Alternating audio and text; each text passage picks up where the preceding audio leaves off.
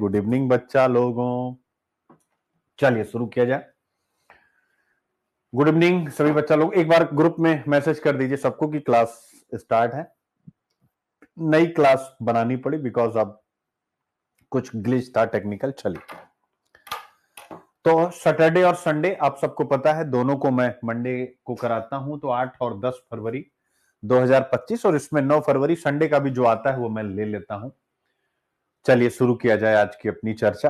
और आज एक नई शुरुआत IQIP सामी यानी IQIP का एक छोटा सा प्रोडक्ट आपके सामने आ रहा है, याद रखेंगे, जिसका नाम है IQIP सामी। सुनील अभिव्यक्ति इनोवेशन वर्ड में आज आपका स्वागत है। यानी आज आप एडिटोरियल में कुछ ऐसी चीजें पाएंगे जो एग्जाम हॉल में आपको याद करने में मदद करेंगे। और ये यूपीएससी के लिए भी, स्टेट पीसीएस के लिए सामी यानी सुनील अभिव्यक्ति मेंस इनोवेशन, यह आज से एक नई जर्नी आपके साथ शुरू कर रहा हूं। आप देखेंगे सबसे पहले एडिटोरियल होगा, फिर इसके बाद एडिटोरियल का एनालिसिस करूंगा, फिर उसके बाद सामी होगा जिससे आप इस एडिटोरियल को याद कर पाए। तो ये आपके सामने रहेगा, यानी हिंदू के लिए भी, for UPSC and state PCS. और ये क्या है, सामी में 3 प्रकार का इनोवेशन आपको दिखेगा। यानी इसी सामी कोई भी टॉपिक आ जाएंगे तो 5W+1H से, यानी 5W1H फार्मूले से सिखाऊंगा। एक मैट्रिक्स फार्मूला है वो सिखाऊंगा, और स्मार्ट नेमोनिक्स यानी मेंस नॉट प्रीलिम्स, मेंस को कैसे आप निमोनिक से याद करें। सारे आर्टिकल, आप लोग कहते थे ना कि सर नोट्स बनाना एक मुसीबत का काम हो गया है, ढेर सारा हो जाता है।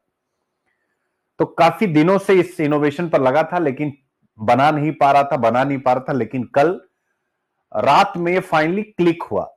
और मैंने बिहार पीसीएस और यूपी पीसीएस के जो मेंस की तैयारी मेरे अंडर में कर रहे हैं उनके लिए मैंने इसी फॉर्मेट पर कंटेंट बनाया, और फिर वही फॉर्मेट आपको यूपीएससी में देने जा रहा हूं। सामी यानी सुनील अभिव्यक्ति मेंस इनोवेशन, ये IQIP के साथ ही जुड़ा हुआ वर्ड है। IQIP सामी यानी IQIP का एक प्रोडक्ट है, बाकी तो मेन IQIP ही है। अब ये क्या है, जब हम अंदर चलेंगे तभी सीख पाएंगे। और अब सीखेंगे कैसे इस सामी को, इन सभी आर्टिकल्स के साथ एक बार चर्चा करते हैं आज कौन कौन से टॉपिक हैं, और फिर हम लोग अपनी बात को आगे बढ़ाते हैं। PLI विस्तार रोका, पीएमओ ने हॉल्ट किया PLI एक्सपेंशन, और उन्होंने कहा कि जो मौजूदा योजनाएं हैं उन्हीं को प्राथमिकता देंगे। तो आप सबको पता है PLI का यानी प्रोडक्शन लिंक्ड इंसेंटिव स्कीम का एक्सटेंशन होना था, उसमें टॉय सेक्टर को भी शामिल करना था। लेकिन अब उस एक्सटेंशन को रोक दिया गया और कहा गया कि जो एग्जिस्टिंग क्षेत्र हैं PLI जिन पर काम कर रहा है, पहले उसको बेहतर ढंग से इंप्लीमेंट करेगा, फिर नई चीजों को लाएगा। तो यह पहला टॉपिक मैंने रखा है, और इसका लक्ष्य है GS पेपर 3 यानी इकोनॉमिक्स, और इसका लक्ष्य है ए से, इसका लक्ष्य है प्रीलिम्स। कैसे, अब मैं ए से अगर शुरुआत करूं तो आपको कनेक्ट होगा। आपसे पूछा था 2014 में, 13 या 14 में, कि यह नीति गतिहीनता थी या क्रियान्वयन गतिहीनता जिसने समृद्धि को मंथर कर दिया, या पॉलिसी पैरालिसिस था या इंप्लीमेंटेशन पैरालिसिस जिसने ग्रोथ को कमजोर कर दिया। तो आज आप जब PLI स्कीम पढ़ रहे हैं तो सरकार ने किस बात पर फोकस किया, इंप्लीमेंटेशन पर, कि भाई नई नई योजनाओं को PLI में मत शामिल करो या नए नए क्षेत्रों को PLI में मत शामिल करो। सबसे पहले जो एग्जिस्टिंग प्लान है उसी को ग्रासरूट लेवल पर बेहतर ढंग से इंप्लीमेंट किया जाए। तो यह दिखाता है कि पॉलिसी एनालिसिस आपको पढ़ना चाहिए, बनाने में या लागू करने में। तो अब जब इस टाइप का कोई प्रश्न आएगा, इंडिया की पॉलिसी पर कुछ लिखेंगे, तो आप लिखेंगे ना कि PLI स्कीम सरकार का प्लान था। इकोनॉमिक सर्वे में भी यह स्पीच है मुख्य आर्थिक सलाहकार की कि हम PLI का विस्तार करेंगे, लेकिन फिर उस विस्तार को रोका गया। तो ये क्या है, यानी इंप्लीमेंटेशन पर फोकस है। और जैसे ही यह इंप्लीमेंटेशन पर फोकस है, वैसे ही क्या ये विजनरी डिसीजन नहीं हो गया? दूरदर्शी निर्णय तभी लिए जाते हैं जब अंतर्ज्ञान और तर्क का परस्पर मेल होता है। तो ये विजनरी डिसीजन है। PLI कि एक्सटेंशन को रोक करके एग्जिस्टिंग प्लान को बेहतर ढंग से इंप्लीमेंट करना। क्यों? क्योंकि जब हम मौजूदा प्लान को बेहतर ढंग से इंप्लीमेंट कर देंगे तो स्वाभाविक रूप से उसका आउटकम बेहतर आने लगेगा और फिर हम नया प्लान लाएंगे तो वो नया प्लान इसी मॉडल पर आते ही बेहतर परफॉर्म करने लगेगा। तो ये विजनरी डिसीजन है कि नहीं? इसी प्रकार से चीजों को हम लोग जोड़ते हुए चलेंगे।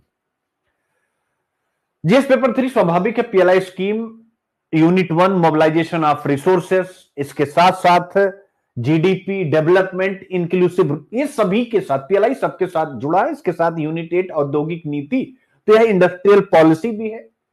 तो एक अच्छा टॉपिक है जो बड़े लेवल पर आपको हमेशा तैयार करेगा, आपको सिखाएगा। फिर प्रीलिम्स का क्वेश्चन है पीएलआई पर। फिर इसके बाद दूसरा आता है, यानी आज हर जगह चाहे इंडियन एक्सप्रेस हो चाहे हिंदू हो, यही चीज था कि आरबीआई ने यानी विकास को गति देने के लिए ब्याज दर में बहुत 2020 के बाद 0.25% की कटौती की, यानी पॉलिसी रेट में कमी की गई। आप सबको पता है मॉनेटरी पॉलिसी कमेटी ने यह निर्णय लिया। अब स्वाभाविक है अगर मॉनेटरी पॉलिसी कमेटी ऐसा कोई डिसीजन लेती है तब उसका इकोनॉमी पर क्या इंपैक्ट पड़ेगा और ये क्यों लाया गया है, यह विषय आज हम लोग डिस्कस करेंगे। और आपको डिस्कस करने की जरूरत ही नहीं है, अगर मैं यही इस विषय को डिस्कस कर दूं, यानी ये टॉपिक भी हो गया। फिर इसके बाद मॉनेटरी पॉलिसी कमेटी ने आशावादी रुख दिखाया है और रेट में कटौती की है, मेरे प्यारे बच्चों आप देख सकते हैं। फिर इसके बाद हिंदू में ग्रोथ ओवर इन्फ्लेशन कि मुद्रास्फीति पर विकास को वरीयता दी गई है, समृद्धि को वरीयता दी गई है कि मुद्रास्फीति की चिंता है, फूड इन्फ्लेशन की चिंता है, लेकिन फिर भी अब ग्रोथ को वरीयता दी गई है। तो आप सबने विस्तार से पढ़ा है, इकोनॉमिक सर्वे पढ़ाते समय पढ़ाया, उसके पहले पढ़ाया, कई बारी जिक्र किया। क्या जिक्र किया कि इकोनॉमी की जो स्लो ग्रोथ है, जो धीमी समृद्धि है, उसके पीछे का सबसे जिम्मेदार कारण, 4 ही कारण होते हैं। जीडीपी ग्रोथ के 4 ही इंजन होते हैं मेरे प्यारे बच्चों। तो ये कटौती क्यों की गई, आपको किसी से पढ़ने की जरूरत नहीं है, आपको खुद अपना दिमाग अप्लाई करना। जितना आप अपना करेंगे उतना ही रिजल्ट आपके साथ खड़ा होगा, जितना हमारे पे चलेंगे उतना ही आप पीछे जाएंगे। तो मेरे प्यारे बच्चों, मतलब इस टॉपिक को आप देखिए, 3 टॉपिक एक साथ हैं, क्या इसको हम इसी इतने से नहीं पढ़ सकते? कि इकोनॉमिक सर्वे आने से पहले हम यही पढ़ते आ रहे थे कि हमारी जीडीपी के कमजोर होने का रीजन क्या था? क्या था? जीडीपी के नीचे, एरो नीचे की तरफ है, होने का रीजन क्या था? तो आप कहते हैं कि सर जीडीपी के नीचे होने का कारण है कंजम्पशन का ना होना या बहुत कमजोर कंजम्पशन होना, यानी खपत, यानी डिमांड, जिसे हम कहते हैं कंज्यूमर की डिमांड, यानी गुड्स एंड सर्विसेज, वस्तुएं एवं सेवाएं जो हमारी जीडीपी की गणना का आधार होती हैं, उनकी मांग कम है, जिसकी वजह से समृद्धि कम है। जिसका मतलब जीडीपी ग्रोथ के 4 पिलर है, उनमें से एक पिलर जो सबसे महत्वपूर्ण है कंजम्पशन, खपत। और जो हमारी जीडीपी अगर टोटल 100 रुपए की है, यानी जितनी भी जीडीपी उसको अगर हम 100 मान ले, तो इस 100 का 56% हिस्सा, इस 100 का 56% हिस्सा खरीद फरोख्त से, यानी जो गुड्स एंड सर्विसेज के हम और आप, यानी जो हमारा डोमेस्टिक या हम कहें हाउस होल्ड सेक्टर जो डिमांड करता है, उससे बनता है 100 रुपए में से 56 रुपए। अब चूंकि डिमांड नहीं थी तो जो दूसरा वाला पिलर है, ये जो दूसरा वाला पिलर है जीडीपी के 4 पिलर में, उसे हम क्या बोलते हैं? जीएफसीएफ, जिसे हम इन्वेस्टमेंट भी कहते हैं या निवेश भी कहते हैं, यानी ग्रॉस फिक्स्ड कैपिटल फॉर्मेशन। इसमें सरकार का यानी पब्लिक सेक्टर और प्राइवेट सेक्टर का इन्वेस्टमेंट होता है, यानी कैपेक्स, कैपिटल एक्सपेंडिचर, इसका रोल होता है 33%। यानी ये दोनों क्षेत्र ही मिल करके आप देख सकते हैं लगभग 89% के आसपास, हाँ 89% इकोनॉमी, यानी 100 में से 89 यही 2 क्षेत्र बनाते हैं। तो हमने क्या पढ़ा? चीफ इकोनॉमिक एडवाइजर साहब ने भी यही बात कही जो कुछ समय तक लगातार हम लोग पिछले साल एडिटोरियल में पढ़ते हैं कि मार्केट में कंजम्पशन की कमी। यही बात मुख्य आर्थिक सलाहकार ने इकोनॉमिक सर्वे 24-25 में कहा कि मार्केट में डिमांड की कमी है, कंजम्पशन की कमी है। तो जब कंजम्पशन की कमी है तो 56% में स्थिति खराब हो रही, और जब डिमांड कम होती है तो ये जो कैपिटल एक्सपेंडिचर है, ये जो प्राइवेट सेक्टर है, क्या प्राइवेट सेक्टर यानी मुकेश अंबानी या इसी प्रकार के बिजनेसमैन जब मार्केट में डिमांड ही कम है तो क्या वो प्रोडक्शन ज्यादा करेंगे? नहीं करेंगे, वो प्रोडक्शन में कटौती करेंगे। तो जैसे ही प्रोडक्शन में कटौती होती है तो प्रोडक्शन के फैक्टर होते हैं FOP, factor of production, land, labour, capital और एंटरप्राइज, ये कमजोर पड़ जाते हैं। और इन्हीं लैंड और लेबर से हमारी इनकम भी होती है, यानी जो भूमि देंगे कच्चा माल, उनकी इनकम, लेबर की इनकम। तो ये साइक्लिक रूप से एक दूसरे को कमजोर करते हैं और अंततः हमारी जीडीपी कमजोर हो जाती है। इसी स्थिति से बचाने के लिए, मार्केट में कंजम्पशन बढ़ाने के लिए हमारी मौद्रिक नीति समिति ने, मॉनेटरी पॉलिसी कमेटी ने रेपो रेट यानी पॉलिसी रेट में 0.25% की कमी की है।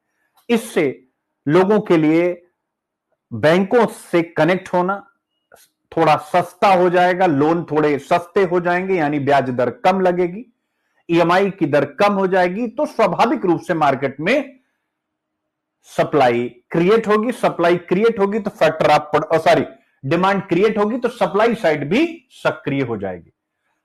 यही आपको पढ़ना है। इसी उम्मीद से मॉनेटरी पॉलिसी कमेटी ने यह डिसीजन लिया। क्या इसके अलावा कुछ पढ़ने की जरूरत है? आप मुझे बताओ एक बार, सारे बच्चे बताएं। मैं सच बता रहा हूं, पढ़ाई बहुत सरल है, हमने उसको कॉम्प्लिकेट किया हुआ किताबों में, चूंकि किताबें कॉम्प्लिकेटेड ढंग से लिखी गई हैं, इनोवेशन नहीं है कहीं पर भी। क्या ये सब बच्चे जो नए हैं वो भी बता दें, क्या इसके अलावा अलग से कुछ पढ़ने की जरूरत है?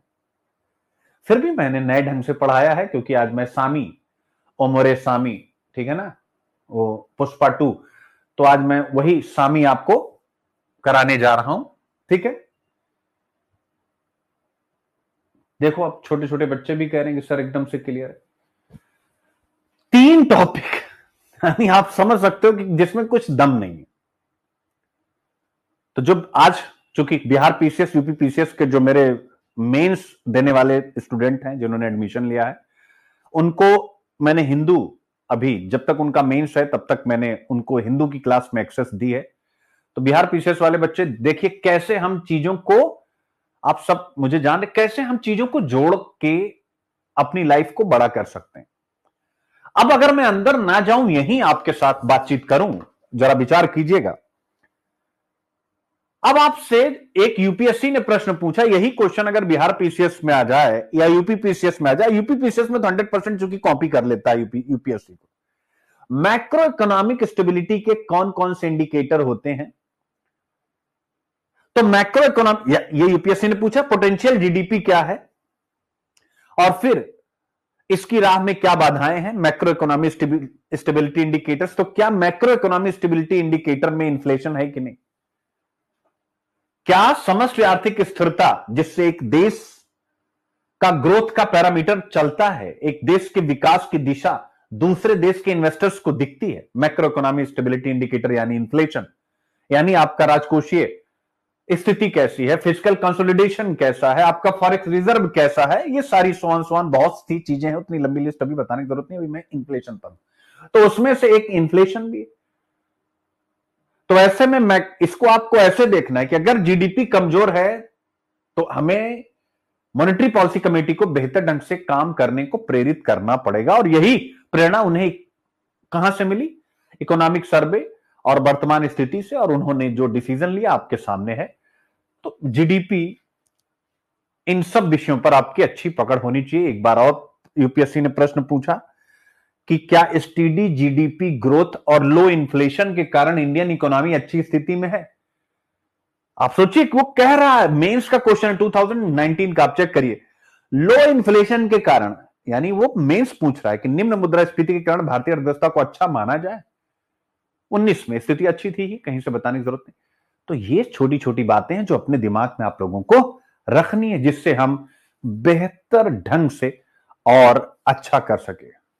ठीक है, तो चीजें बड़ी मक्खन सी हैं, 3 टॉपिक एक साथ हैं।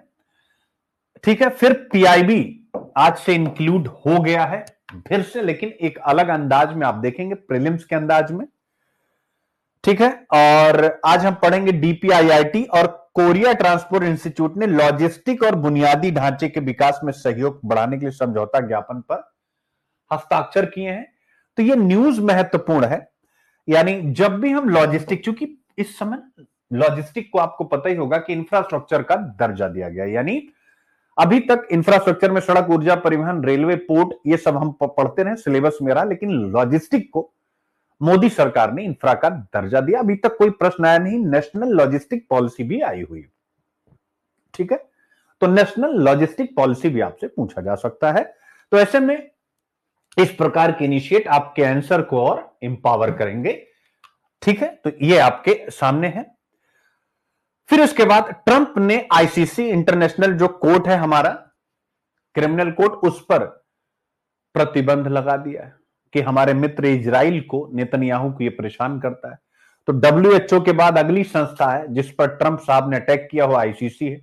अब जीएस पेपर 2 है आईआर, तो ये हमसे सीधा, जब यूनेस्को से अमेरिका बाहर हुआ उस, और चर्चा बहुत पहले से होती रही, यूपीएससी ने उठा के यूनेस्को पूछ लिया। डब्ल्यूएचओ से बाहर हुआ, डब्ल्यूएचओ आ सकता, आईसीसी पर प्रतिबंध लगाया स्वाभाविक रूप से। और ये सारे एक्शन इथिक्स के लिए, यानी इंटरनेशनल इथिक्स के लिए चिंतनीय तो है। अगर विश्व का सबसे ताकतवर नेशन, विश्व का सबसे ताकतवर मुल्क, यदि इस प्रकार से सभी संस्थाओं को अपने नेशनल इंटरेस्ट के हिसाब से जांचेगा, परखेगा, देखेगा, अपनी नीतियां उसके अपने हितों के अनुकूल बढ़ाएगा, तो ऐसी परिस्थिति में क्या हम GS paper 4 unit 6 ethics, international, अंतरराष्ट्रीय संबंधों एवं फंडिंग में नैतिकता, जो आपके सिलेबस का पार्ट है, क्या उसके लिए कंटेंट हो जाएगा कि नहीं? बिल्कुल हो जाएगा। यह उनका कदम अंतरराष्ट्रीय स्तर पर उनके अपने हितों के लिए महत्वपूर्ण है, लेकिन अंतरराष्ट्रीय नैतिकता के लिए उचित नहीं, क्योंकि जो ताकतवर है उसकी जिम्मेदारी है कि जिसके पास शक्ति नहीं उसका संरक्षण करे। तो ये कहीं ना कहीं अंतरराष्ट्रीयता से पीछे हटने वाली स्थिति का उदाहरण है जीएस पेपर 2 ए से।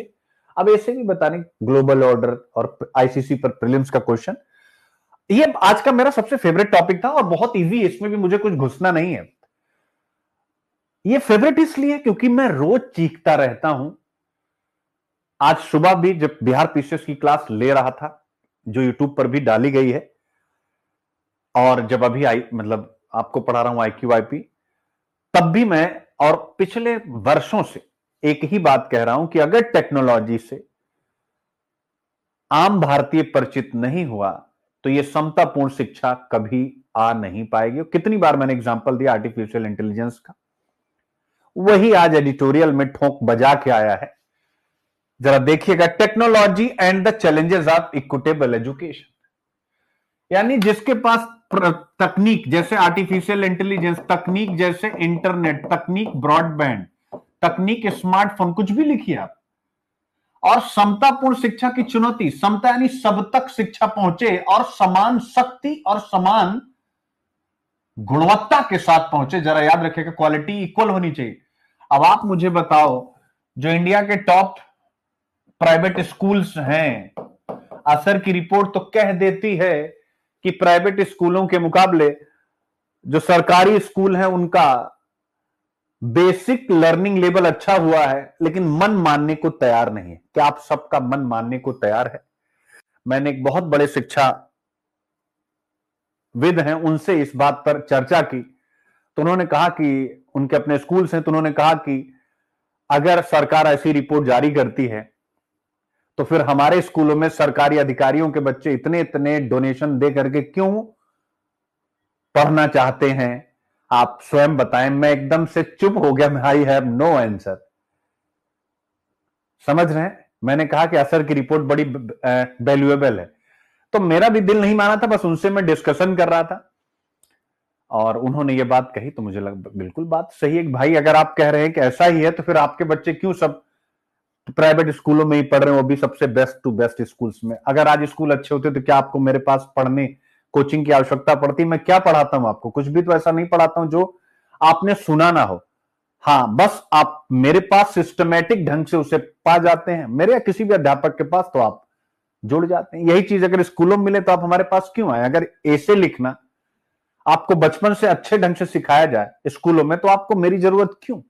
अगर आपको इतिहास, आप मेरे पास हिस्ट्री ही तो पढ़ने आ रहे हैं, आप मेरे पास सोसाइटी पढ़ने आ रहे हैं। सोसाइटी में ऐसा क्या है जो स्कूलों में आपने नहीं देखा होगा? क्या शहरीकरण शब्द आपने स्कूल में नहीं सुना?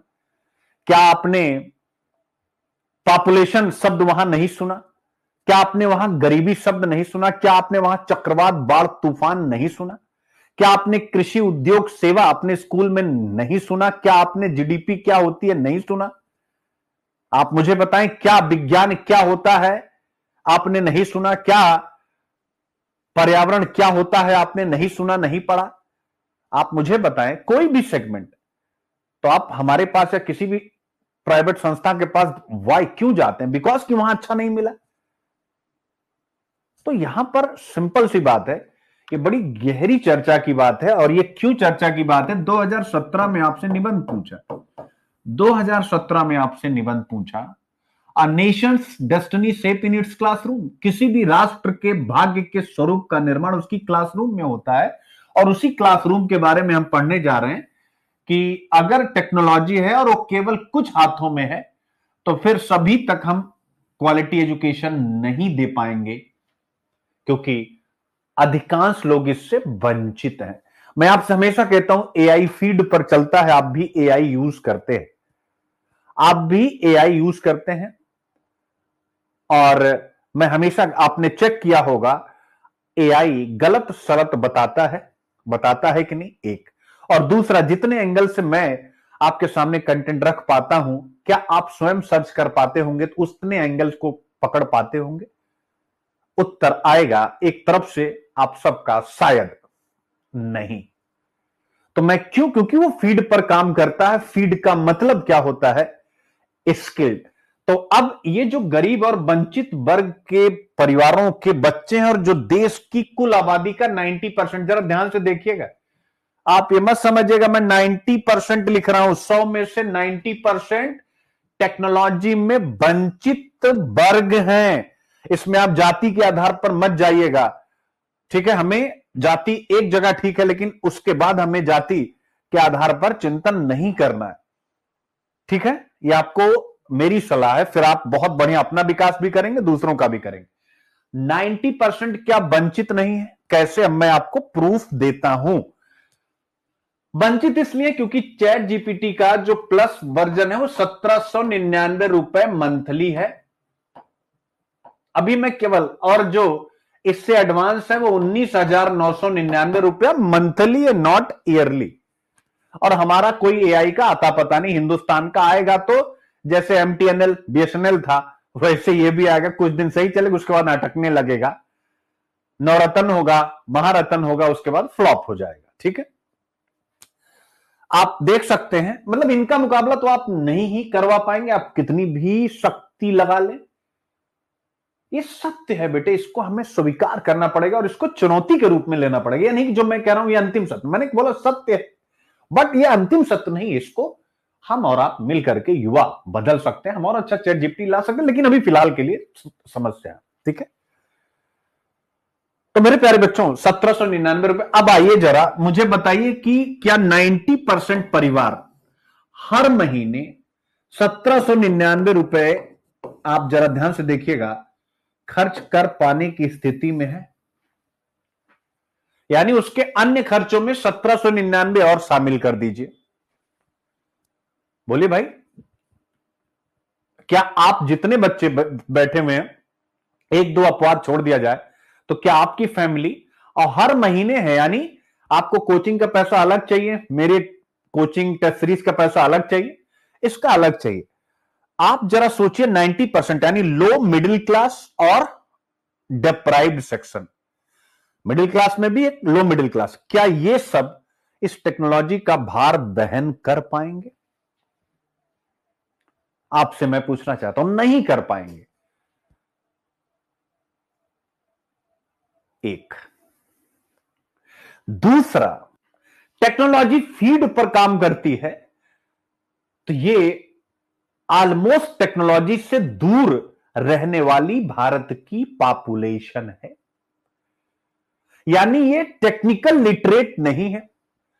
ऐसी परिस्थिति में यह अगर कोई डीप सीक एआई जैसी चीजें आए, वो कहे कि हम फ्री हैं, जेमिनाई कहे हम फ्री हैं, लेकिन कब तक फ्री हैं? थोड़े ही समय तक, सब लेंगे पैसा, ये फिक्स है। ये मत सोचेगा कि चैट जीपीटी भी पहले फ्री था, याद रखिएगा। कस्टमर बना रहे उसके बाद लेंगे पैसा, क्योंकि उनको अपना खर्चा निकालना है ना, सिंपल सी बात, कमाना भी है। तो अगर मान लीजिए डीप सीक एआई हमने सबको सिखा दिया कि आप ले लो, क्या ये 90% फैमिली उस डीप सीक एआई को अपने बच्चे के साथ जोड़ पाएंगे? मैं आपसे पूछना चाहता हूं। तो इंपॉर्टेंट दो चीजें हैं, यानी डिजिटल लिटरेसी और डिजिटल कनेक्टिविटी। ये दोनों ही 90% वंचना के शिकार लोगों के जीवन में अगर नहीं आएंगे तो इनके बच्चे क्या बेहतर एजुकेशन की तरफ बढ़ पाएंगे, या केवल 10% या 5% लोग इस टेक्नोलॉजी का जबरदस्त उपयोग करके आगे बढ़ेंगे? और फिर हम और आप जो यूपीएससी की तैयारी करते हैं, करवाते हैं, आज के 2 साल के बाद वर्ल्ड इनइक्वालिटी रिपोर्ट आएगी और उसमें हम पढ़ेंगे कि भारत के 1% आबादी के पास अभी जो पिछली रिपोर्ट है 22% संपत्ति है, उस 1% के पास भारत की 40% आबादी के बराबर संपत्ति होगी। क्या ये मैं फ्यूचर का सही प्रोडक्शन कर रहा हूं, यानी सही अनुमान लगा रहा हूं प्रोडक्शन? आप कहेंगे सर ऐसा क्यों लगा रहे हैं हाइपोथेटिकल? क्योंकि यूपीएससी आपसे पूछता है 2050 के मेरे भारत की परिकल्पना, 2047 का विकसित भारत कैसा भारत होगा, क्या 2047 का भारत जो विकसित भारत बनने की तरफ है, क्या इस बारे में विचार करता है? क्या इस देश में हरित क्रांति की आवश्यकता है, लेकिन क्या इस देश को एक शिक्षा क्रांति की आवश्यकता नहीं है? क्या केवल नेशनल एजुकेशन पॉलिसी 2020 अपने सिद्धांतों के द्वारा इस स्थिति को बदल पाएगी, या इसके लिए एक महा अभियान चलाने की आवश्यकता? आप लिखिएगा, ये मैं भाषण नहीं दे रहा हूं, मैं उस प्रकार की प्रजाति बिल्कुल भी नहीं हूं। मैं यह प्रश्न जो पूछा था, वास्तविक शिक्षा क्या है, यूपीएससी ने 2006, ये है जो सब तक पहुंचे, समतापूर्ण ढंग से पहुंचे। अ नेशन शेप, एक नेशन की डेस्टिनी शेप लेती है उसके क्लासरूम में, तो नेशन की डेस्टिनी 2047 में विकसित भारत की है। क्या क्लासरूम उस 2047 के विकसित भारत को सपोर्ट करते हुए दिखाई दे रहे, खासकर टेक्नोलॉजी और उस टेक्नोलॉजी के जो यूजर्स हैं और उसके जो आउटकम्स हैं, उनके संदर्भ में मैं आप सभी से यह प्रश्न पूछना चाहता हूं। ऐसे निबंध में लिखना है आपको, वे सपने जो हमें सोने ना दें, क्या यह निबंध वहां जाके चिपक जाएगा कि नहीं चिपक जाएगा? मजा आया? तो ये कई ऐसी बातें हैं जो आप सब जब डीएम बनेंगे, यानी जब मेरे बच्चे एक बड़ी संख्या, मेरे फाइनल है ये हो रहा है, तब आप लोगों को मैं जब इस एंगल से पढ़ाया रहूंगा ना, तो आप कितना भी नहीं करेंगे तो भी बहुत कुछ कर ले जाएंगे। अरे यार हमें इनके लिए करना है, इस शरीर के एक दिन तो यार सब निपट जाओगे, एक दिन सबको निपटना है, ये फिक्स है। तो महात्मा बुद्ध ने ये सोच लिया तो 29 साल में ही वो महापुरुष हो गए। जो लोग नहीं सोच पाते हैं 100-100 साल तक जी रहे हैं, लेकिन कहीं से महापुरुष नहीं। अपने परिवार के लिए आप सबसे बड़े उत्पादक बन जाएंगे, अपने परिवार को आप बड़ी खुशियां दे पाएंगे, खूब सारा पैसा कमा के 10-20 मकान, 50 मकान, 1000 एकड़ की जमीन, लेकिन उनके लिए क्या? और ये डीएम कर सकता है, मैं एज अध्यापक केवल पढ़ा सकता हूं, मेरे हाथ में कोई पावर नहीं है। आप विश्वास करें, आप लोग मुझे इतना प्यार करते हैं, सर आप ये हैं आप वो हैं, लेकिन मैं आपसे पूछना चाहता हूं मेरे हाथ में क्या पावर है?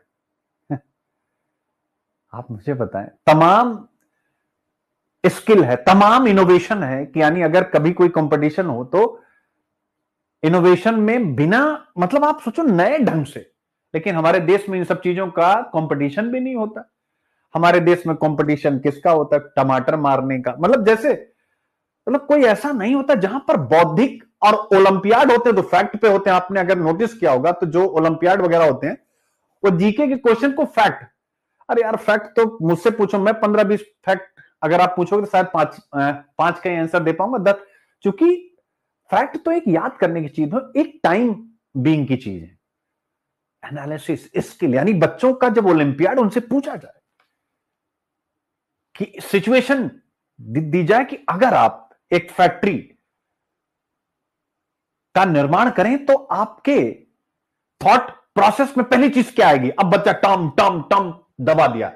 जिसने पहले दबाया, sir land, raw material, labour, capital, यानी ऐसे ये होना चाहिए। लेकिन आपके यहां देखो सब fact, each and everything is fact.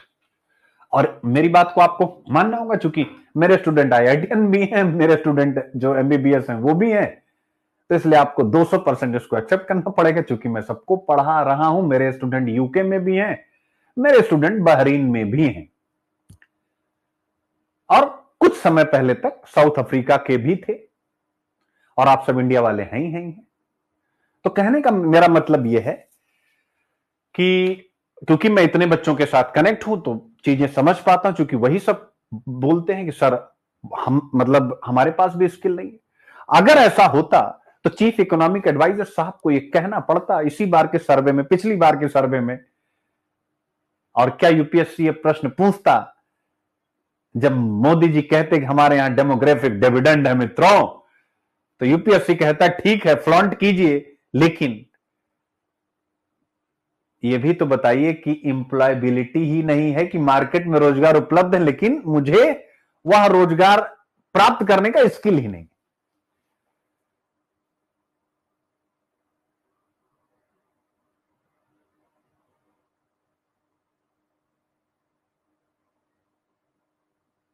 छवि कह रही है ऐसे डिस्कशन से माइंड, इसीलिए बेटा मैं यहां लेके आया क्लास, अपने पेड क्लास में। उसके पीछे रीजन है कि मुझे ना अब अपने लेक्चर्स देने हैं बच्चों को। ये जो एडिटोरियल में है ये सब तो मेरे 2 मिनट का खेल है, लेकिन वही मैं सबकी तरह चंगीट रहा था लाइन बाई लाइन नहीं।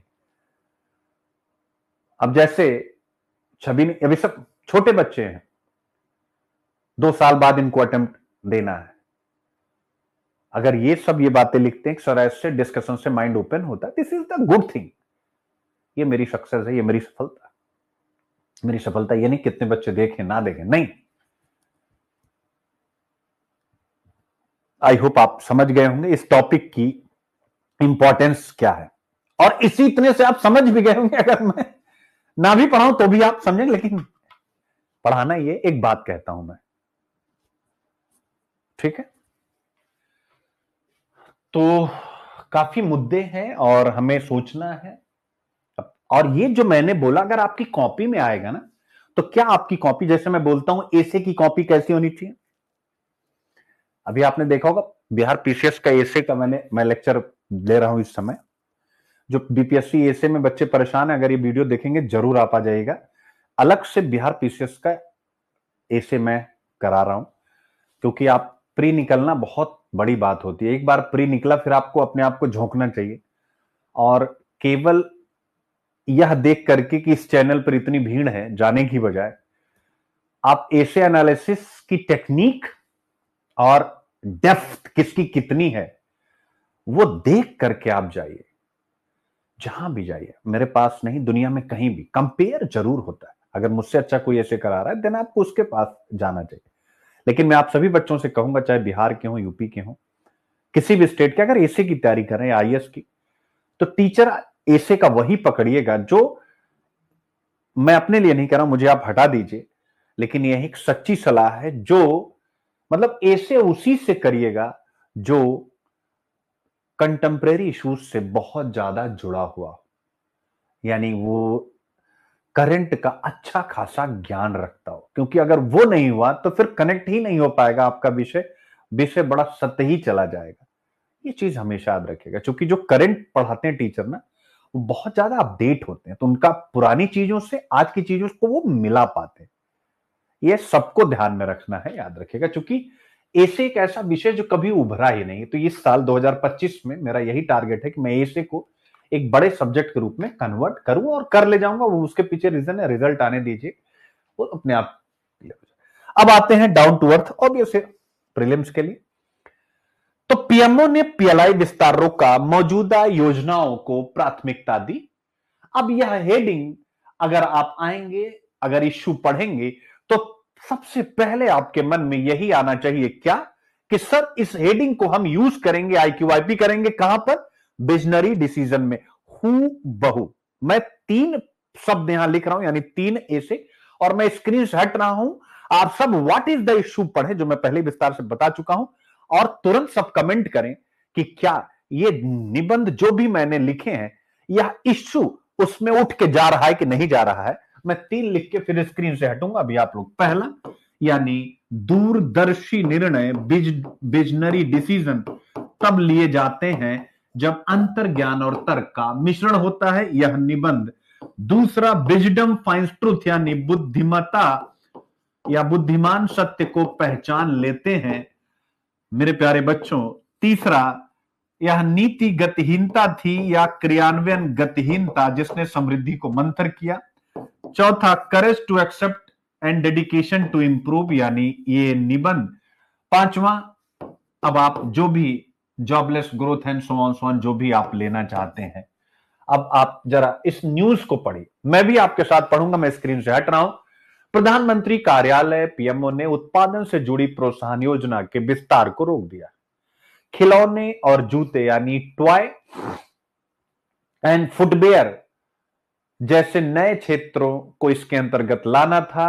अब पीएमओ ने इस प्रस्ताव को खारिज कर दिया है और सौर पैनलों के लिए योजना की अवधि बढ़ाने से इनकार कर दिया। इस निर्णय का उद्देश्य नई पीएलआई योजनाओं को शुरू करने के बजाय मौजूदा पीएलआई योजनाओं के कार्यान्वयन में सुधार पर ध्यान केंद्रित करना है। इसका मतलब क्या, यानी पॉलिसी इंप्लीमेंटेशन पर फोकस है, और यह एक विजनरी डिसीजन है। बुद्ध यानी विजडम फाइंड्स ट्रूथ, आप देख सकते हैं सारी चीजें आपके सामने।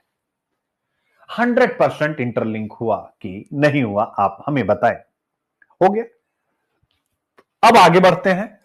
तो फ्री हैंड नोट्स, अब आइए जरा आगे आते हैं, पीडीएफ आपके सामने रखते हैं और फिर उसके बाद चीजों को और अच्छे से आगे बढ़ाते हैं। और सामी, यानी अब आज के बाद से ये मेरा ट्रेडमार्क हो गया, सामी यानी सुनील अभिव्यक्ति मेंस इनोवेशन, यानी सैम सामी। सैम यानी सुनील अभिव्यक्ति मेंस मेंटोरशिप, और सामी यानी सुनील अभिव्यक्ति मेंस इनोवेशन। तो अब मेंस मेंटोरशिप में ये इनोवेशन भी चलेगा। और जो बच्चे मुझे देख रहे हैं, अगर वो पर्सनल मेंटोरशिप, मैं सब बच्चों से कहता हूं आने वाला समय इसी का है, क्योंकि अब चीजें इतनी इजी हो चुकी हैं कि अब आपको 2, 4, 5 घंटे तक लगातार लेक्चर देखने की जरूरत नहीं है। थोड़ा सा दिया गया, आपने पढ़ा, बस उसी को कंसाइज करिए, डिटेल में जाने की जरूरत नहीं है। ठीक है, अब हम यहां से आगे बढ़ते हैं। और ठीक है मेरे प्यारे बच्चों, ठीक है, चलिए शुरू किया जाए। अब वही चीज, यानी टेबल ऑफ कंटेंट मैंने पहले ही डिस्कस कर दिया, वो सारी बातें यहां पर आ गई। जिनको भी यह लेक्चर चाहिए या यह पीडीएफ चाहिए, तो यह हमारी अभिव्यक्ति लर्निंग ऐप है, आप इसको डाउनलोड कर लें। आपको अगर केवल पीडीएफ चाहिए वो भी बच्चों मिलती है, और अगर पूरी क्लास चाहिए वो भी मिलती है। सब्सक्रिप्शन प्लान ये दिए गए हैं, आप देख लीजिएगा। एडमिशन के लिए आप इस नंबर पर व्हाट्सएप कर सकते हैं। ठीक है, अब हम यहां से आगे बढ़ते हैं।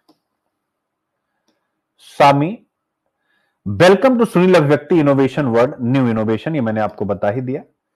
अब आज हम आपको सबसे पहले सामी की तरफ लेके जाएंगे, तो थोड़ा आज का पूरा फोकस सामी की तरफ रहेगा, क्योंकि ये इनोवेशन सुबह भी बच्चों को बहुत पसंद आया था, शायद आप लोगों को भी बहुत ज्यादा पसंद आएगा। ठीक है, आइए जरा चलते हैं। तो ये भाई ऑब्वियस है, आपने आईक्यूआईपी कर ही लिया है। अब आता है, यानी जीएस पेपर 2 गवर्नेंस में जा रहा है।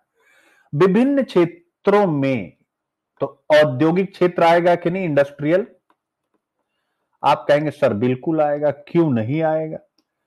तो विभिन्न क्षेत्रों में विकास के लिए हस्तक्षेप किया गया कि नहीं, और इस हस्तक्षेप से उत्पन्न होने वाले मुद्दे कि भाई यह हस्तक्षेप कहां तक सहायक होगा। तो एक तो मैंने जीएस पेपर 2 में लगा दिया। फिर जीएस पेपर 3 इकोनॉमी में भी लगा दिया, यानी मोबिलाइजेशन ऑफ रिसोर्सेस का एक उदाहरण है। भाई जो पहले है उसको हम मजबूत करेंगे, नई चीजों को इसमें बाद में लाएंगे, और स्वाभाविक रूप से इसका असर जीडीपी पर भी पड़ेगा, डेवलपमेंट पर भी और रोजगार पर भी, क्योंकि अगर पीएलआई बेहतर काम करेगी इन सभी सेक्टर्स पर उसका इंपैक्ट पड़ेगा। और वैसे भी कहा जाता है कि औद्योगिक विकास के बिना क्या कोई देश विकसित देश बन सकता है? जिस देश का इंडस्ट्रियल बेस नहीं है, क्या वो डेवलप्ड कंट्री बन सकता है? मेरा उत्तर तो है नहीं। इसलिए 2047 2047 तक भारत सरकार ने जो लक्ष्य रखा है विकसित भारत बनने का, तो वो ट्रिलियन इकोनॉमी थोड़ा और बड़ा कर लेंगे, लेकिन विकसित भारत जिसका आधार औद्योगिक हो, जो क्लासिकल इकोनॉमी में आवश्यक माना जाता है किसी भी देश के विकसित बनने के लिए, मुझे नहीं लगता कि हम इंडस्ट्रियल बेस के आधार पर विकसित देश 2047 तक बन पाएंगे, चूंकि हमारे पास इंडस्ट्रियल बेस नहीं है। आप इस बात पर गहरा चिंतन कीजिएगा। हो सकता, और मैं चाहता हूं कि मैं गलत साबित हो जाऊं, बट शायद साबित होऊंगा नहीं।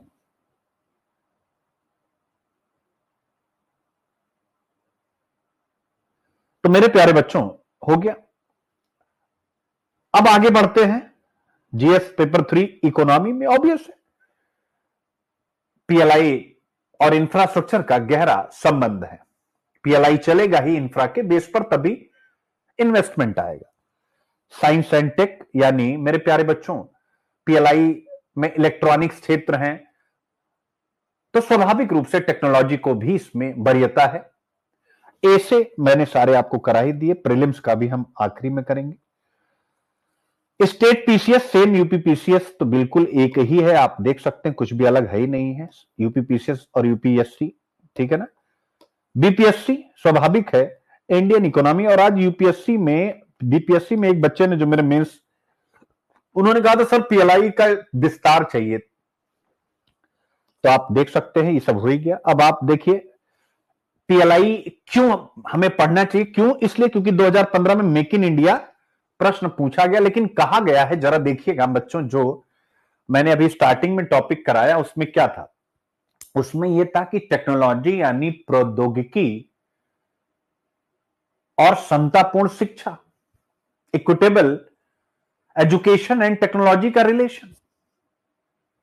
और मेरे बच्चों देख रहे हो इस प्रश्न में क्या कह रहा है, मेक इन इंडिया तभी सफल होगा जब स्किल इंडिया सफल होगा, यानी आपकी फैक्ट्रियां तभी बेहतर प्रोडक्शन करेंगी जब उसमें काम करने वाले लोग स्किल्ड होंगे। आप देख सकते हैं, तो स्किल इंडिया, जो मैं हमेशा एक बात कहता हूं कि इंडिया को स्किल कैपिटल की जरूरत, आज तक ये विचार ना कभी हिंदू में मैंने किसी के मुंह से पढ़ा, ना मैंने कभी इंडियन एक्सप्रेस में पढ़ा। बड़ा ताज्जुब है, इतने बड़े बड़े विद्वान, बट उनके दिमाग में क्यों नहीं आ रहा कि इंडिया को स्किल कैपिटल बनाना पड़ेगा। हर राज्य में 4 से 5, जैसे हम स्पेशल इकोनॉमिक जोन बनाते हैं, जैसे हमने मैन्युफैक्चरिंग के लिए निम्ज बनाया, जैसे हम एक्सक्लूसिव इकोनॉमिक जोन बनाते हैं, जैसे हम पर्यावरण के संरक्षण के लिए बहुत से जोन बनाते हैं और वहां पर आर्थिक गतिविधियों को कंट्रोल करते हैं, वैसे इस देश में डेमोग्राफिक डिविडेंड को आउटकम से जोड़ने के लिए क्या स्पेशल स्किल जोन बनाने की जरूरत है कि नहीं? कॉपी में लिखिएगा, स्पेशल इकोनॉमिक जोन, क्या जरूरत है कि नहीं? ये मेरी तरफ से दिया गया शब्द है, आज तक कभी नहीं आया है। तो आप लोग बस एक ही चीज याद रखिएगा, मेरा इनोवेशन, कि जिससे ये जो भी मैं इनोवेट करता हूं बस आपके दिमाग में रहे, ठीक है। क्या है मेरे प्यारे बच्चों? स्पेशल स्किल जोन, यानी SSZ। क्या हमें बनाना चाहिए कि नहीं बनाना चाहिए? अब इसका स्ट्रक्चर कैसे होगा स्पेशल स्किल जोन का?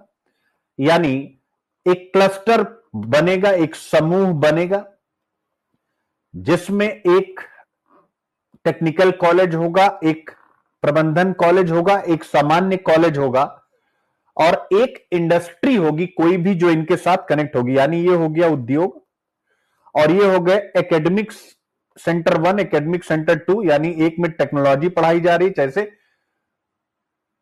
क्या, जैसे ITI, ठीक है, ये एकेडमिक सेंटर 2 जिसमें बिल्कुल कुछ नहीं पढ़ाया जाए, आर्ट, यहां आर्ट के बच्चे हैं। तीसरा एकेडमिक सेंटर 3 जहां पर मैनेजमेंट यानी MBA BBA ये सब कराया जाता हो, और यहां होगी इंडस्ट्री। अब ये हो गया जोन, सरकार इनको विशेष सुविधा देगी। अब एकेडमिक 1 भी उद्योग के साथ काम करेगा, एकेडमिक 2 भी उद्योग के साथ काम करेगा, और एकेडमिक 3 भी। और ये फिर उसके बाद एक दूसरे के साथ काम करेंगे, यानी MBA वाला टेक्नोलॉजी सीखेगा, टेक्नोलॉजी वाला MBA के गुण सीखेगा, दोनों सीख करके इंडस्ट्री में कैसे उसको इंप्लीमेंट किया जाता है ये सीखेंगे। ये होगा स्पेशल स्किल जोन, जो हर एक स्टेट में कम से कम उनकी आबादी के हिसाब से, जैसे राजस्थान हुआ, यूपी हुआ, तो यहां पर कम से कम 2 से 3 4 skill zone, 4 skill zone minimum बनाए जाए। जैसे हम कॉरिडोर बनाते हैं, इकोनॉमिक कॉरिडोर, इसके साथ साथ किसी ह्यूमैनिटेरियन कॉरिडोर हम युद्ध के समय बनाते हैं, जैसे हम इंडस्ट्रियल कॉरिडोर बनाते हैं, स्वाभाविक उसी प्रकार से हमें यह स्पेशल स्किल जोन बनाना होगा। तो ये सारी चीजें, लेकिन स्वाभाविक रूप से यहां पर हम है ही नहीं, क्योंकि सुबह से शाम मीडिया जो लोकतंत्र का चतुर्थ स्तंभ, उसमें केवल चुनाव ही चर्चा में रहते हैं। अब दिल्ली खत्म हुआ, बिहार जीतने की तैयारी या हारने की तैयारी, जो भी है। चलिए, तो make in India, skill India के बिना सफल नहीं होगा, इसीलिए मैंने वह चार्ट बनाया कि स्किल इंडिया बनाना है तो केवल नारे नहीं, आपको अलग ढंग से प्लान करना पड़ेगा। पहला हो गया। दूसरा, 2023 में MSME को हमें तेजी के साथ बढ़ाना है, स्वाभाविक है। इस प्रकार के प्रश्न आ रहे हैं। 2016 का निबंध देख सकते हैं, यानी इनोवेशन, नव प्रवर्तन, आर्थिक विकास और सामाजिक कल्याण का प्रमुख निर्धारक। Innovation is the key determinant of economic growth. तो ये इनोवेशन ही जो मैंने बताया और जो हम डिस्कशन करने जा रहे हैं, ये सब इनोवेशन है। 2014 ए से यहां पर लगा ही दिया गया, बताने की जरूरत नहीं, और पीछे मैंने सब करा ही दिया, ठीक है। एथिक्स एंड ए से, तो वो मैंने ए से आपको सारे बता ही दिए। एथिक्स का इसमें बहुत ज्यादा फिलहाल के लिए गुंजाइश नहीं है, ठीक है। अब हम आगे बढ़े। पीएमओ ने PLI विस्तार पर रोक लगाई, क्या यह औद्योगिक नीति में बदलाव है? यानी यह विषय डिस्कशन में आया। अब जरा इसको बढ़िया से आप लोगों को समझाता हूं मेरे प्यारे बच्चों, जरा देखिएगा। तो आपको न्यूज तो पता ही लग गई कि भाई क्या है, और क्या यह औद्योगिक नीति में बदलाव है? जी हां, हम कह सकते हैं, क्योंकि सरकार अब प्रोजेक्ट को सफल बनाने पर ध्यान केंद्रित कर रही है, ना कि नए नए प्रोजेक्ट का बंडल बनाना, यानी इंप्लीमेंटेशन पर फोकस है। और यह एक बेहतर रणनीति है, और विजनरी डिसीजन वो सब हमने पहले ही पढ़ लिया। तो न्यूज आपको पता, न्यूज ऊपर लिखी। अब यहां पर आता है, अब बिहार और यूपी वाले बच्चे, यूपी वालों का जून में है, तो अगर आप फरवरी मार्च, अभी फरवरी समझिए स्टार्टिंग चला, फरवरी मार्च अप्रैल मई और जून, 4.5 महीना आपके पास है। अगर 4.5 महीना आपको मैं हिंदू दे रहा हूं, तो स्वाभाविक रूप से आप देखेंगे कि आपके लगभग 60% टॉपिक सब डायरेक्ट लड़ेंगे, और बिहार पीसीएस वालों के तो मैंने बता ही दिया। अब PLI योजना को समझना, लीजिए भाई आ गया PLI योजना, अब आ गया ना, कितनी बार कराएं फिर आ गया। 2021 में 14 क्षेत्रों में इतने लाख करोड़ के व्यय के साथ लॉन्च किया गया। एम्ड यानी निशाना क्या क्या रहा, या टारगेट लक्ष्य क्या क्या रहा? आयात पर निर्भरता कम करने के लिए स्थानीय विनिर्माण को बढ़ावा देना, रणनीतिक क्षेत्रों में निवेश आकर्षित करना, रणनीतिक यानी जो इकोनॉमी के लिए महत्वपूर्ण क्षेत्र होते हैं, वैश्विक स्तर पर प्रतिस्पर्धी उद्योगों का निर्माण करके निर्यात को बढ़ाना, और उच्च विकास वाले क्षेत्रों में रोजगार सृजित करना। इसमें न्यूनतम निवेश और टर्नओवर के आधार पर सहायता दी जाती है, तथा जो भी इंसेंटिव है 5 वर्षों की अवधि में दिए जाते हैं। बस इतना एग्जाम के लिए आपको पढ़ना। PLI के अंतर्गत कौन कौन से क्षेत्र आते हैं, पूरी लिस्ट आपके सामने है, याद रखेगा, ठीक है। क्लियर है? यानी सफल या आशाजनक क्षेत्र, मोबाइल विनिर्माण, देख सकते हैं, यानी दोनों चीजें मैंने डाल दी है। PLI उसकी उपलब्धियां भी। सफल कौन कौन से? मोबाइल, बड़ी सफलता, विश्व स्तर पर भारत दूसरा सबसे बड़ा मोबाइल उत्पादक है। फार्मास्यूटिकल और API यानी जो फार्मास्यूटिकल सेक्टर में दवाएं, इंग्रेडिएंट्स जो दवाओं के बनाने के काम में आते हैं, एपीआई, चीन पर निर्भरता कम हुई है। खाद्य प्रसंस्करण भी ठीक चल रहा है। व्हाइट गुड्स यानी एसी, एलईडी आदि घरेलू उपकरण निर्माण भी मजबूत है। चुनौतियां सोलर पैनल में है, इलेक्ट्रॉनिक्स कंपोनेंट में है, कपड़ा में है, आप देख सकते हैं। फिर इसके बाद आता है पीएमओ पीएलआई के विस्तार को क्यों रोक रहा है मेरे प्यारे बच्चों, आप जरा देखेंगे तो प्रदर्शन संबंधी चिंताएं जो पीछे आपने पढ़ा, कई क्षेत्रों में निराशाजनक परिणाम। रणनीति में बदलाव यानी मौजूदा योजनाओं को मजबूत करने पर ध्यान केंद्रित करना, जो मैंने आपको लेक्चर दिया वही सब यहां पॉइंट में लिखा हुआ, स्वाभाविक है। इसके अलावा सरकार का एक राजस्व का भी इश्यू है, फंड का भी इश्यू है, यानी पैसों की भी अभी कमी है। इसके अलावा बाजार की वास्तविकता आज कहती है कि पहले उन्हीं क्षेत्रों को मजबूत किया जाए। ठीक है, तो अब आता है पीएलआई विस्तार रोक दिया गया, तो इसके क्या इंप्लीकेशंस हैं, सकारात्मक। ठीक है, तो प्रमुख क्षेत्रों पर प्रभाव, यानी जो अच्छा चल रहे हैं वो और अच्छे होंगे, लेकिन उभरते क्षेत्रों के लिए यह नकारात्मक, यानी खिलौने और जूते, इलेक्ट्रॉनिक्स कंपोनेंट, वस्त्र विस्तार, ये जो इसमें शामिल नहीं हो पाएंगे, यानी जिनको इसमें शामिल होना था अगर वो शामिल नहीं हो पा रहे तो एक चैलेंज तो ही गया, तो ये बताया गया। फिर उसके बाद औद्योगिक एवं आर्थिक प्रभाव, तो पीएलआई समर्थन की प्रतीक्षा कर रहे क्षेत्रों में निवेशकों का विश्वास कम हुआ, यानी ऑब्वियस है इन सभी क्षेत्रों में इन्वेस्टमेंट भी अब थोड़ा सा प्रभावित होगा जिन क्षेत्रों को अब पीएलआई में शामिल नहीं किया गया। ठीक है ना। औद्योगिक नीति में रणनीतिक बदलाव, यानी सरकार से प्रत्यक्ष वित्तीय सहायता के बिना उद्योगों को विकसित करने के लिए हम इन्हें प्रेरित कर सकते हैं, यानी जिनको शामिल नहीं किया गया उनको अलग प्रकार से भी हम प्रेरणा दे सकते हैं।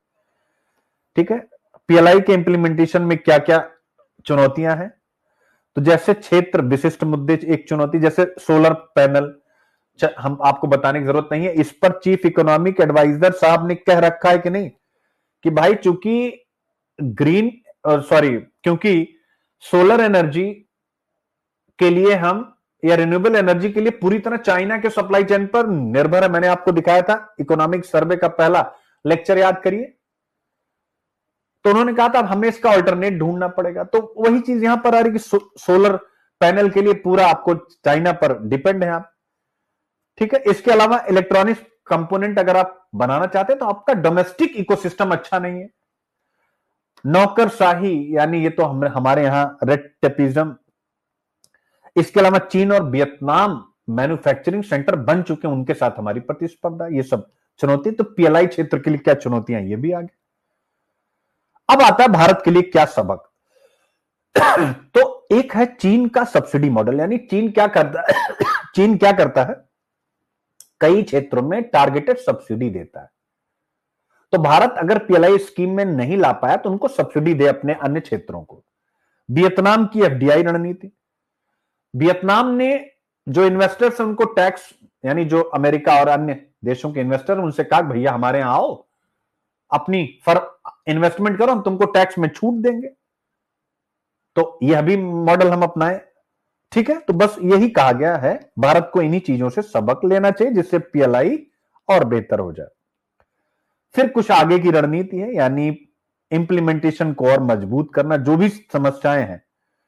ठीक है ना। और ब्लैंकेट पीएलआई के बजाय क्षेत्र विशिष्ट रणनीतियां। ब्लैंकेट मतलब क्या है, जो आप ओढ़ लेते हैं, यानी पूरा शरीर एक ब्लैंकेट में लाने की बजाय आपको सेक्टर स्पेसिफिक पॉलिसी लानी है, अलग अलग। ठीक है, और उच्च क्षमता वाले लेकिन पिछड़े क्षेत्रों के लिए प्रोत्साहन, मेक इन इंडिया और इंफ्रा सपोर्ट जैसी वैकल्पिक योजनाओं को बढ़ावा देना, ये आप देख सकते हैं। और फिर एक निष्कर्ष है मेरे बच्चों, मजा आया टॉपिक पढ़ के। यानी पीएलआई विस्तार को रोकने का पीएमओ का फैसला व्यापक औद्योगिक प्रोत्साहनों से लेकर क्षेत्रीय समेकन तक रणनीतिक बदलाव को दर्शाता है। हालांकि इससे राजकोषीय अनुशासन और बेहतर क्रियान्वयन सुनिश्चित होता है, लेकिन इससे खिलौने, जूते, इलेक्ट्रॉनिक्स घटक और वस्त्र जैसे उभरते क्षेत्रों में मंदी का जोखिम भी है। भारत की औद्योगिक रणनीति की सफलता मौजूदा पीएलआई को अनुकूलित करने, लक्षित नीतिगत हस्तक्षेप और दीर्घकालिक बुनियादी ढांचे। ठीक है। टर्नओवर मींस मतलब बेटा एक कंपनी की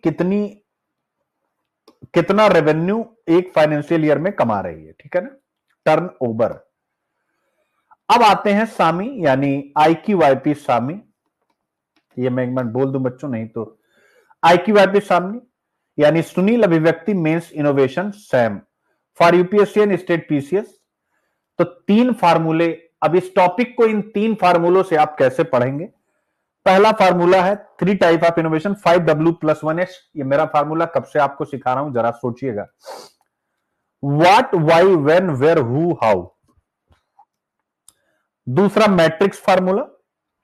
तीसरा स्मार्ट नेमोनिक्स यानी नेमोनिक्स मतलब शॉर्टकट मेमोरी ट्रिक। और ये सब मेंस के लिए, आपने प्री के लिए तो आजमाया होगा, लेकिन मैं दावे से कह सकता हूं कि मुझसे पहले ये आपके लिए बिल्कुल नया शब्द होगा कि नेमोनिक्स को मेंस के लिए यूज करना। क्या ये सही कह रहा हूं कि नहीं? सामी। ठीक है, ये बेटा सामी नाम ये मैंने एक्चुअली, देखिए सैम है मेरा सुनील अभिव्यक्ति मेंस मेंटोरशिप जो मैं मेंस के समय कराता हूं। तो सैम और सामी। सामी उस दिन मैं जब ये प्रोग्राम बना रहा था ना, तो बार बार मेरी टीवी चल रही थी और वही गाना रिपीट मोड में आ रहा था। और मोरे सामी पुष्पा 2 का, क्योंकि नेटफ्लिक्स पे आ गई थी, तो ये पिक्चर मैं हॉल में नहीं देख पाया था, तो मैं नेटफ्लिक्स पे ही देख रहा था। और फिर उस काम भी कर रहा था, उसी समय मेरे दिमाग में आया कि यार सामी सैम के साथ कुछ बनाया जाए। तो सामी सामी करते करते आ गया। तो मैंने कहा बच्चे हंसेंगे, कम से कम उनको हमेशा ये सामी याद रहेगा पुष्पा 2 से।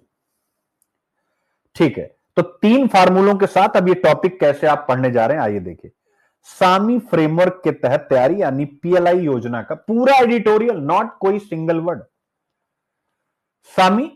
सामी का यानी SAMI। अब इस सामी का पहला S यहां पर इंप्लीमेंट होने जा रहा है।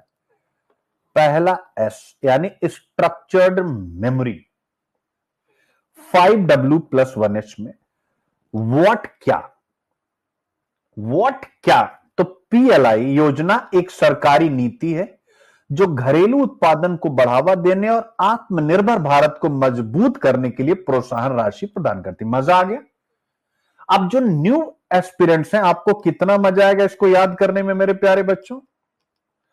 आएगा कि नहीं आएगा, सोचिएगा। व्हाट हो गया, वाई क्यों?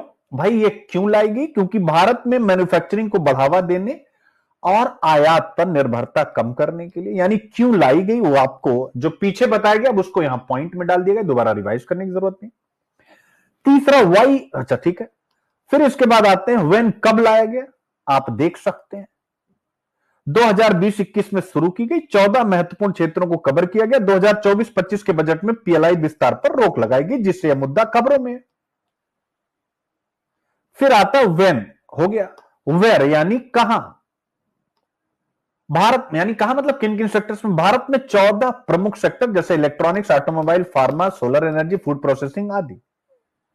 हु, कौन इसका माई बाप है? यह है DPIIT यानी department for promotion of industry and internal trade, जिसे हिंदी में बोलते हैं उद्योग और आंतरिक व्यापार संवर्धन विभाग। मेरे प्यारे बच्चों, हाउ कैसे, यानी ये कैसे काम करती है? तो यह इंसेंटिव देती है कंपनियों को उनके उत्पादन, उनके प्रोडक्शन के बेस पर। यानी अगर कोई कंपनी जैसे कंपनी X है, वह उत्पादन का टारगेट 10 मिलियन टन रखती है और उतना कर लेती है, तो उसको 5 to 7% की सब्सिडी दी जाती है, यानी उसको इतना फायदा होता। मजा आ गया? यानी S क्लियर हो गया। अब S के बाद दूसरा आता है A यानी सामी का ए यानी एप्लीकेशन बेस्ड थिंकिंग, जिसे हम मैट्रिक्स फार्मूला कहते हैं। अब देख लीजिएगा, यानी PLI योजना का मूल्यांकन कैसे करना है, जरा देखिएगा। सबसे पहले concept into application into benefit into challenge into government initiative. अब आता है कॉन्सेप्ट, आप देख सकते हैं कैसे। कॉन्सेप्ट क्या है ये देखिए, एप्लीकेशन क्या है ये देखिए, बेनिफिट क्या है ये देखिए, चैलेंजेस क्या है ये देखिए, आप जैसे चाहे इसे याद कर सकते हैं। सरकार की पहल क्या है इसे ये देख सकते हैं। ठीक है, अब आता है एम यानी तीसरा, सामी एस ए हो गया, अब आता है एम, नेमोनिक्स बेस्ड लर्निंग यानी कोडिंग तकनीक। क्या है? कोडिंग सब पकड़े, जैसे आप कोडिंग होती है ना, जैसे आप कोई भी चीज याद करने के लिए कोड बनाते हैं, ये वही है। तो पीएलआई योजना के लिए स्मार्ट शॉर्टकट स्मार्ट नेमोनिक्स क्या है? जैसे पीएलआई के लाभ आपको याद करने, तो पीएलआई गैप, यह सब याद रखिए, पीएलआई गैप। और मेरे प्यारे बच्चों, क्या है पीएलआई गैप? अब जरा देखिए कैसे पीएलआई गैप, केवल आपको इतना याद है पीएलआई गैप। अब आप वहां एग्जाम में गए, याद आ गया पीएलआई गैप, अब आपने इसको ब्रेक कर दिया। पी से प्रोडक्शन बढ़ाना, एल से लोकल मैन्युफैक्चरिंग बढ़ाना, आई से इन्वेस्टमेंट आकर्षित करना, जी से ग्लोबल सप्लाई चेन में भारत की भागीदारी बढ़ाना, ए से आत्मनिर्भर भारत को मजबूती मिलना, पी से प्रोडक्टिविटी और इनोवेशन में बढ़ोतरी। ये हो गया पीएलआई गैप। मजा आ गया बेचो, मजा आ गया। अब आगे बढ़ते हैं पीएलआई योजना की चुनौतियां, पीएलआई फ्लो। पीएलआई फ्लो चुनौतियां होगी, फ्लो। पी से परफॉर्मेंस इश्यू, एल से lack of MSME participation, I से इंप्लीमेंटेशन डिलेज, एफ से फंडिंग कॉन्स्ट्रेंट, एल से लॉजिस्टिक इश्यू, ओ से over dependence on large firms, W से workforce shortage. Challenges of PLI scheme, PLI flow, मजा आया। अब हो गया सामी यानी एस ए एम हो गया। अब सामी का अंतिम वाला आता है आई यानी इंटीग्रेशन एंड राइटिंग स्किल। ठीक है, तो ये सारी चीजें हैं, यानी कोई भी पीएलआई योजना का उत्तर बेहतर बनाने के लिए आपको कुछ यहां पर एडिशनल कंटेंट दिया गया, अपवर्ड एंड डाउनवर्ड लिंकेज, यानी पीएलआई योजना, MSME, startup India, make in India, इन सब योजनाओं से जुड़ी, इससे रोजगार, निर्यात, ये सब पीएलआई का प्रभाव, direct effect, indirect effect. Deepika Sharman, this innovation is awesome sir. ओ क्या बात है। ठीक है, डेटा, ट्रेंड और उदाहरणों का समावेश, कितना निवेश आया, कितना निर्यात, पीएलआई का लाभ एप्पल, सैमसंग, टेस्ला जैसी कंपनियां भी ले रही। सामी फ्रेमवर्क के तहत पीएलआई योजना क्यों महत्वपूर्ण है, मजा आ गया भाई, यानी कैसे आंसर राइटिंग करना वो भी बता दिया गया। निष्कर्ष, अब इसके बाद आता है एक मॉडल क्वेश्चन। पीएलआई योजना के विस्तार को रोकने के हालिया फैसले ने चिंताएं बढ़ा दी हैं। पीएलआई योजना से जुड़े उद्देश्यों, लाभों और चुनौतियों का विश्लेषण करें। अब बीपीएससी वाले बच्चों, इससे अलग क्या आएगा, यूपी पीसीएस वाले बच्चे जो अभी मेंस लिखने जा रहे हैं, इससे अलग क्या पूछा जाएगा, आप सबसे मैं पूछना चाहता हूं मेंस में। ठीक है, अब आप देख सकते हैं। तो इसीलिए मैं कहता हूं ना, जब मैं खाली होता हूं ना कभी भी, जैसे पिछले हफ्ते शायद मैंने बहुत कम क्लास आप लोगों की ली है, मतलब जो भी फाउंडेशन की चल रही है, प्री की, या तो जब मुझे टाइम मिला तो मैं सोचा, इसीलिए कहा जाता है जब आपका मस्तिष्क होता है ना, उसको हमेशा आराम देना चाहिए। तो जैसे आप लोग हैं, तो हमारी टीम लेक्चर ले रही थी, और वैसे भी इतना सेशन आप लोगों का चल रहा है कि कोई मतलब ये नहीं कि मैंने नहीं लिया, लेकिन मैंने 2-3 लेक्चर ही पिछले हफ्ते शायद लिए हैं आपका, मतलब फाउंडेशन वगैरह का, और देखो कितना एडवांटेज उसका आप लोगों को मिला, क्योंकि मुझे सोचने का समय मिलता है। इसलिए मैं कहता हूं, अगर मैं क्रिएटिव हो गया, थोड़ा और स्ट्रांग हो जाए, एक टीम बन जाए ना, फिर तो समझ लो केवल प्री आपको किसी तरीके से गिर पड़ के निकालना है।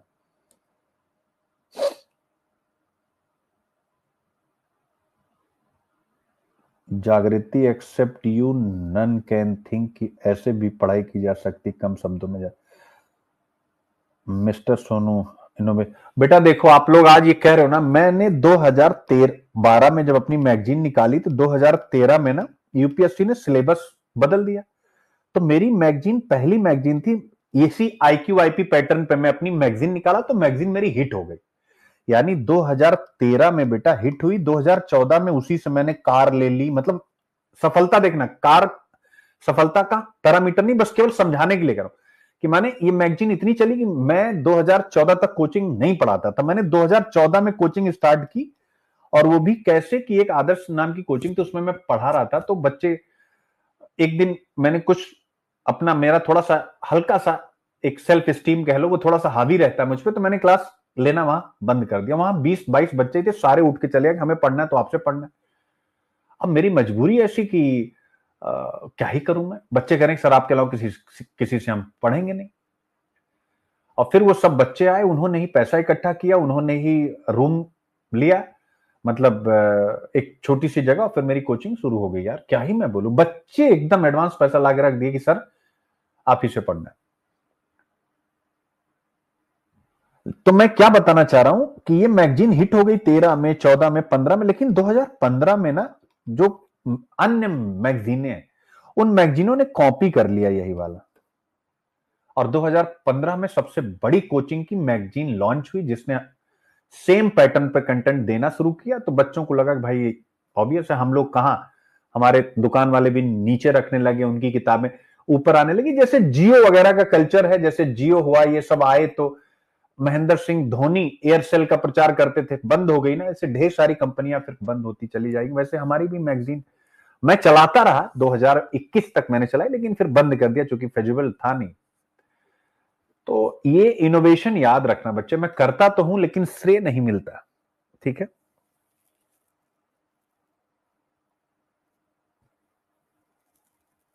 ठीक है, तो ये इनोवेशन याद रखना, क्योंकि इसकी कॉपी होगी 100% फिक्स है, ये कॉपी के लिए जाएगा। अब इसका कोई कॉपीराइट तो है नहीं मेरे पास, कहां से मैं लूं।